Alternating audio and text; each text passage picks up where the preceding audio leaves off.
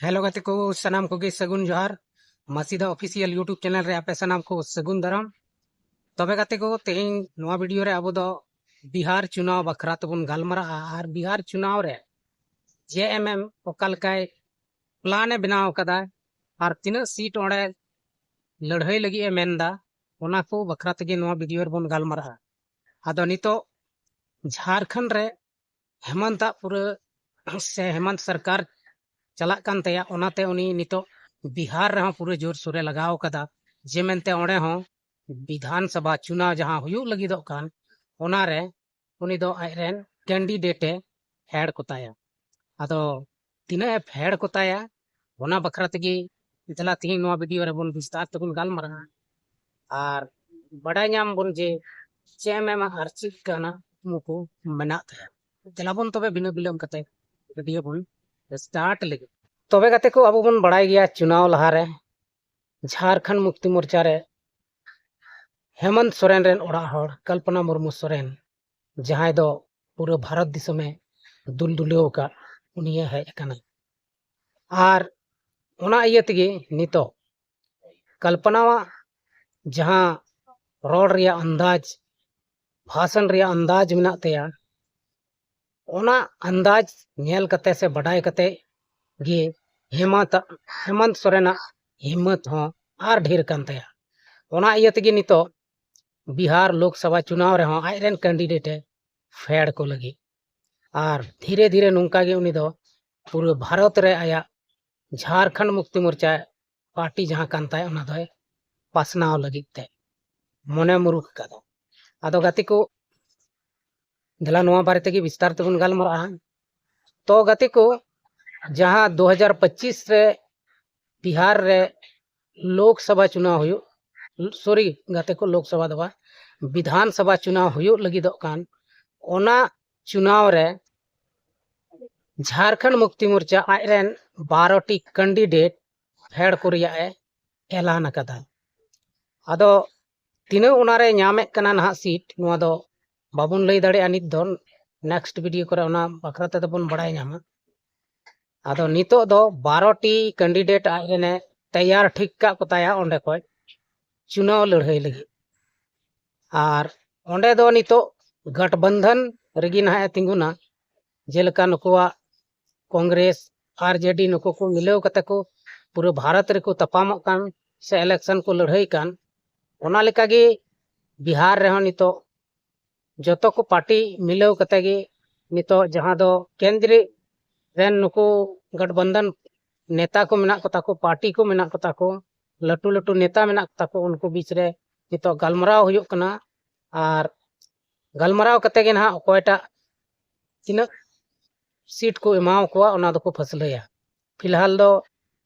JMM में दावाव कदा जे मेनते इन दो 12टी सीट इमाኝ पे इन 12टी सीट को नी तापाम आदो तिना को तिंगु चुवाय कना ओना दो उनको गे निर्भर मेना उनको पार्टी रगे आको तगे को निर्णय आर को तिंगुया आदो हेमंत सोरेन नितो आया हिम्मत दो दुगनाव कान तया कारण उनी रेन ओड़ा हड़ अडी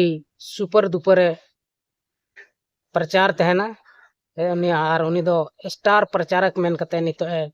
अक्रिञो कनाय मिसेस कल्पना मुर्मू सोरेन जहां दो पूरे झारखंड रे हेमंत सोरेन बाय तहे कान जेल रे तहे कान उन खोय गे उनी दो उथनव रकाब कना आर उनी दो ची को मेना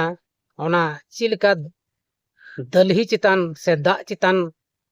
ओना कमल बहा ओना लेका गे नुई हो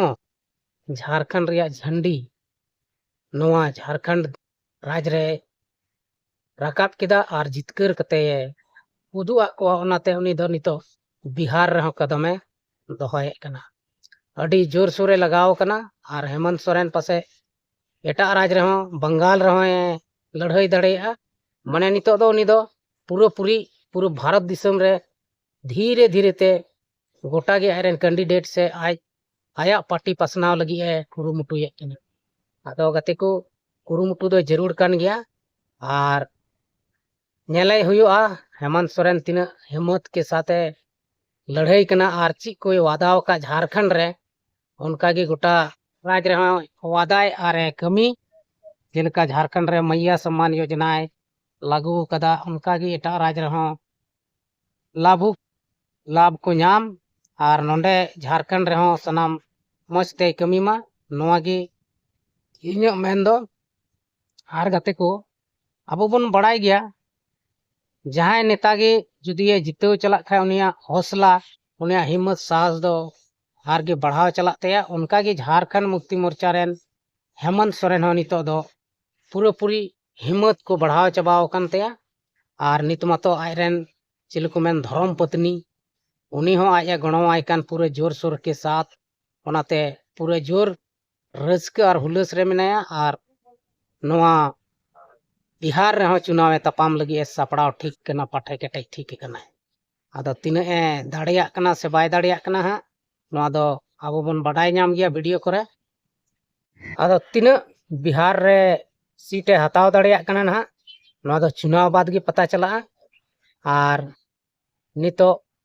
बिहार रेन जहां झारखंड मुक्ति मोर्चा रेन नेता को मेना को पूरे रस्क और हुलस रे मेना को उनको पूरे चिको मैंने अंतर जीवी दो एकदम खेदेजो कान तको रस्कते चिदा से स्टार प्रचारक